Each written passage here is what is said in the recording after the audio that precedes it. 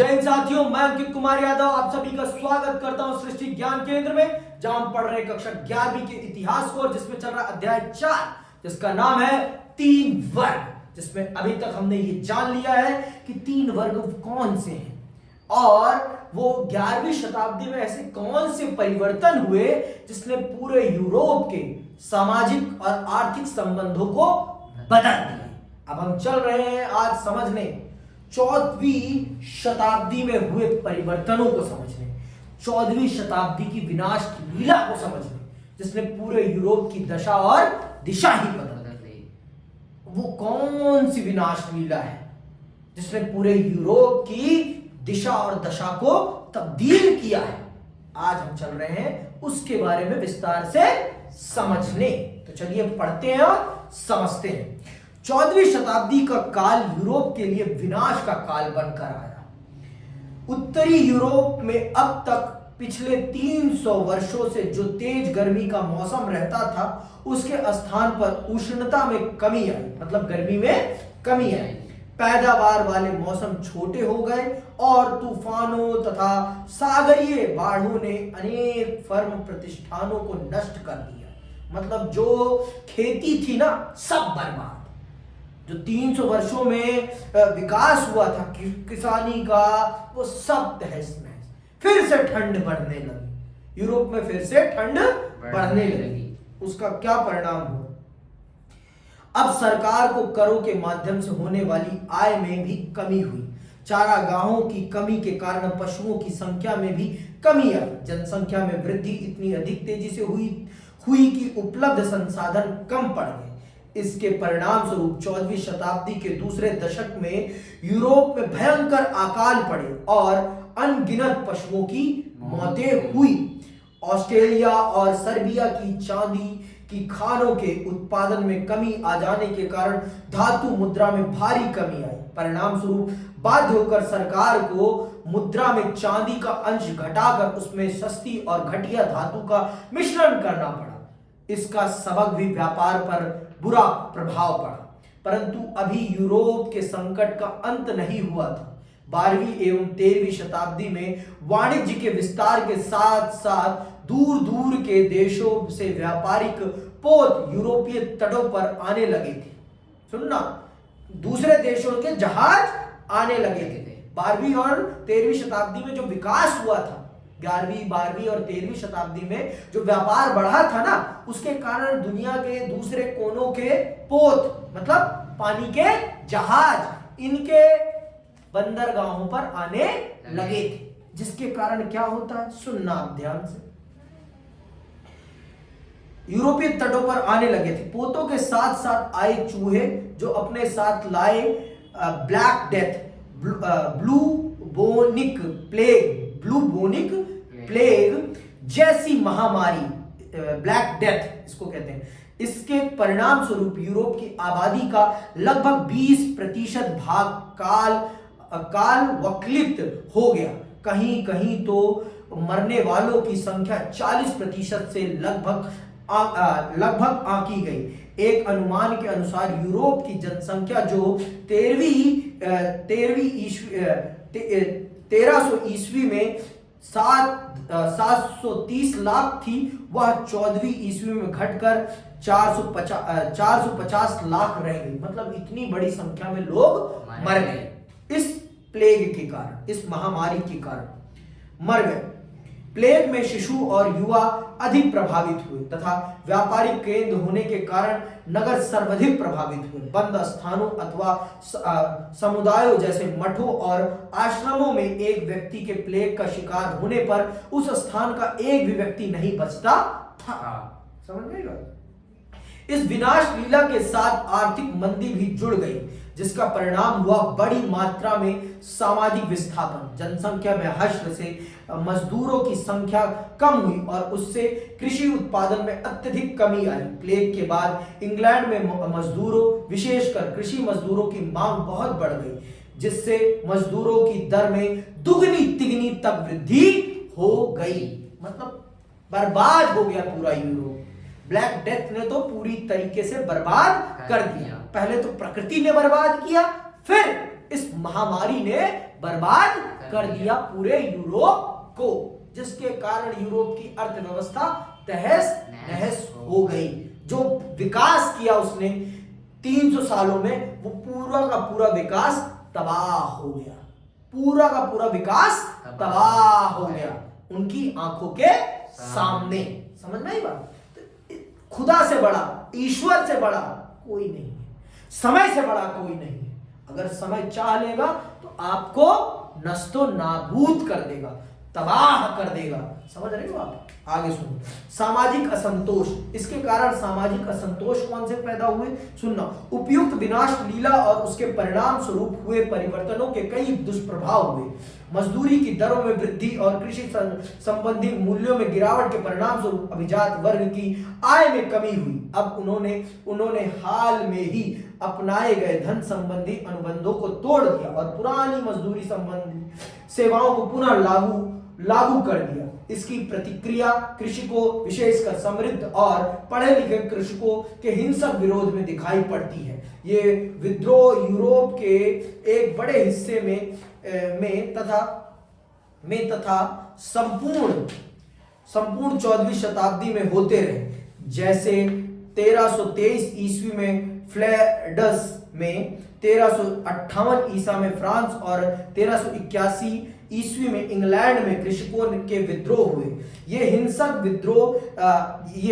विद्रोह यद्यपि क्रूरतापूर्वक दबा तो दिए गए, परंतु इनमें कई प्रवृत्तियां स्पष्ट होती हैं। पहली बात तो यह कि जिन स्थानों पर विद्रोह सर्वाधिक हिंसक तरीके से हुए थे, वे स्थान वे थे जहां पर आर्थिक विस्तार के कारण सर्वाधिक समृद्धि हुई थी। यह इस बात का प्रमाण था कि कृषक पिछली सदियों में हुए लाभों को बचाने का प्रयास कर रहे थे। दूसरी बात यह कि यद्यपि यह विद्रोह दबा तो दिए गए, परंतु इनकी तीव्रता और हिंसक प्रवृत्ति ने यह स्पष्ट कर दिया कि ना तो सामंती रिश्तों को पुनः लादा जा सकता है और ना ही दासता के पुराने दिन फिर से लौट पाएंगे। एक बात और स्पष्ट हो गई कि धन अर्थव्यवस्था इतनी अधिक विकसित होकर प्रतिष्ठापित हो चुकी थी कि उसे पलट सकना संभव नहीं था। समझ में बात? जो सामाजिक स्थितियां बदल गई थी, उन्हें दोबारा नहीं लाया जा सकता था। इन विद्रोहों से यह साबित हो गया कि अब हम फिर दास नहीं बनेंगे, अब हम तुम्हारे पांव नहीं धोएंगे, अब हम तुम्हारे पांवों की जूतियां नहीं बनेंगे। इस विद्रोह से, मतलब इससे पूरे के पूरे यूरोप की दशा और दिशा ही बदल गई। पूरे यूरोप की दशा और दिशा ही बदल गई। समझ रहे हो ना मेरी बात को? आगे सुनो, सामाजिक आर्थिक क्षेत्र में जो गतिविधियां हो रही थी और जो परिवर्तन हो रहे थे, उन्हीं के साथ साथ चल रहे थे राजनीतिक क्षेत्र में परिवर्तन। 15वीं और 16वीं शताब्दी में यूरोपीय शासकों ने अपनी सैनिक और वित्तीय शक्ति में पर्याप्त वृद्धि की। उन्होंने अस्थायी सेना का संगठन किया और एक अस्थायी नौकरशाही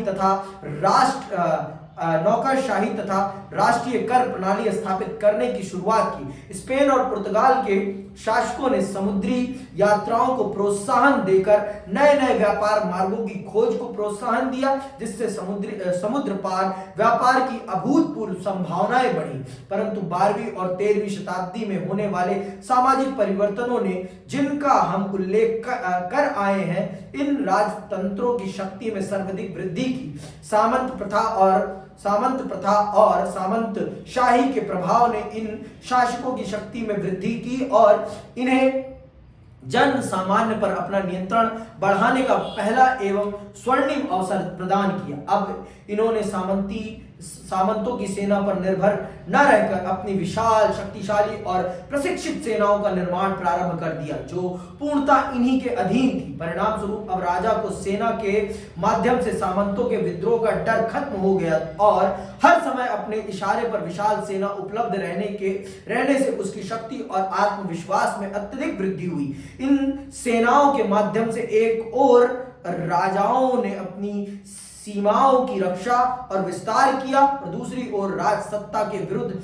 आवाज उठाने वालों को, जिनमें अभिजात वर्ग के लोग भी थे, सख्ती से दबाया। अभिजात वर्ग को राजा की बढ़ती हुई अनियंत्रित सत्ता नागवार थी, जिसके विरुद्ध उन्होंने विद्रोह भी किए। इंग्लैंड और फ्रांस में इस तरह के विद्रोह लगभग संपूर्ण 16वीं शताब्दी में चलते रहे, जो इस बात का प्रमाण थे कि अभिजात वर्ग अपनी बदलती हुई स्थिति को स्वीकार ना कर पाया था।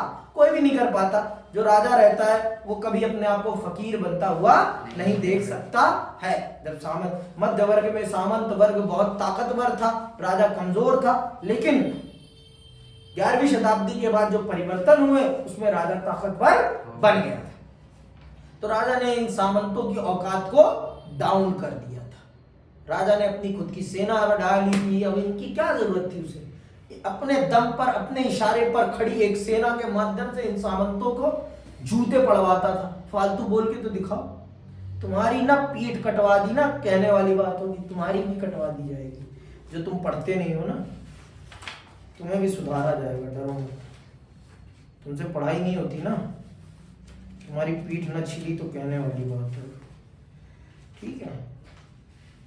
तुम्हें भी जब तक मारा नहीं जाएगा ना, तब तक तुम भी सुधरोगे नहीं, ठीक? तुम नहीं सुधरोगे। जब विद्रोहों से बात नहीं बनी तो अभिजात वर्ग ने अपनी रणनीति बदली और राजसत्ता का विरोध करने के स्थान पर स्वयं को राजभक्त बना लिया। देख रहे हो, तुरंत पासा पलट दिया कि जब राजा का विरोध करके काम नहीं चल रहा है तो क्या करा जाए? राजा के हितैषी बन दिया। अरे राजा साहब, चरण चुंबक बन जाया जाए राजा साहब का, चरण चुंबक बन जाया जाए राजा साहब का। उसी में भलाई है तो वही कर लिया जाए, दिक्कत कहां है? अगर राजा साहब के पांव चाटने से इज्जत मिल रही है तो उस इज्जत को लेने में दिक्कत कहां है मेरे भाई? राजा साहब की पांव चाटो दबा के, इज्जत लेते रहो, इज्जत लेते रहो। समझ में आई बात? पर पांव चाटने में कमी नहीं होनी चाहिए, पांव चटाई में कमी नहीं होनी चाहिए। तो यही चीज तो है आज के समय पर भी। जो राजा है उसकी पांव चटाई में बड़े बड़े लोग लगे रहते हैं। आगे सुनो।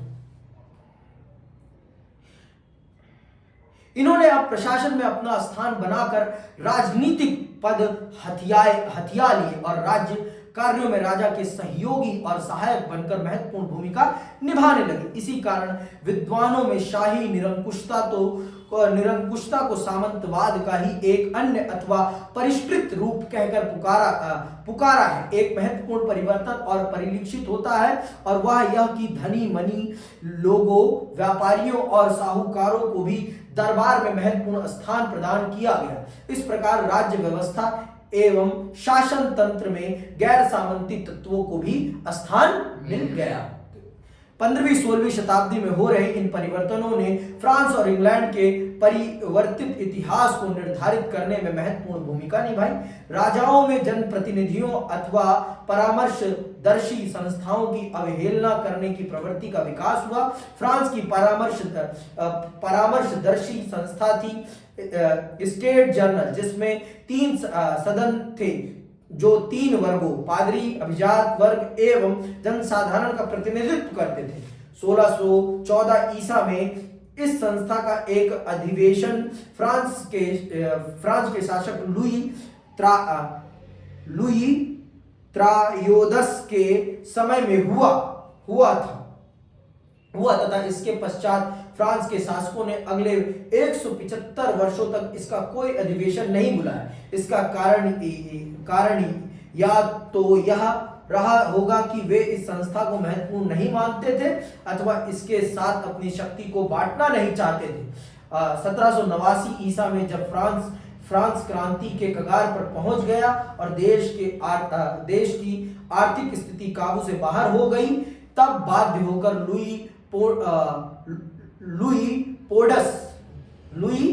16 ने इसका अधिवेशन बुलाया। 1789 ईसा में हुई फ्रांस की राजक्रांति न केवल राजा की हत्या एवं राजतंत्र के पतन का कारण बनी, वरन इसने एक ऐसे घटना चक्र को जन्म दिया जिसने फ्रांस में गणतंत्र की स्थापना का मार्ग खोल दिया। समझ में आई बात? राजा को राजा ही रहना चाहिए, ज्यादा विलासी नहीं बनना चाहिए। राजा को भी जनता का ध्यान रखना चाहिए, क्योंकि एट द एंड जनता के पैसों पर ही आप राज कर रहे हो। ठीक है, भूलना नहीं चाहिए। किसको? राजा को भी। ठीक है, तो फिर जनता ने फिर अपना असली रूप दिखाया। फिर कहा राजा बाबू राजा ही बने रहो तुम, अब हमसे भी बर्दाश्त नहीं हो रहा, अब हटो तुम, हटो, चुपचाप हटो, हटो, हटा ही दिया। फिर अब इंग्लैंड में क्या होता? फ्रांस का तो जान लिया हमने।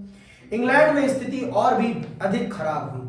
इंग्लैंड में एक परिषद थी जो बाद में संसद के रूप में विकसित हुई, जिसमें 2 सदन थे, एक हाउस ऑफ लॉर्ड्स जिसके सदस्य लॉर्ड और पादरी थे तथा जो उच्च वर्ग का प्रतिनिधित्व करता था, और दूसरा हाउस ऑफ कॉमन्स जो जनसाधारण का प्रतिनिधित्व करता था। कोई भी कर लगाने से पहले इस परिषद की अनुमति आवश्यक थी। राजा चार्ल्स प्रथम एक लंबे समय तक संसद की अवहेलना करते हुए शासन करता रहा। 11 वर्ष तक उसने संसद का अधिवेशन बुलाए बिना शासन किया, परंतु अंततः जब वह धन की आवश्यकता पड़ने पर संसद का अधिवेशन बुलाने के लिए बाध्य हुआ तो उसे प्राण दंड दिया गया और इंग्लैंड में गणतंत्र की स्थापना की गई।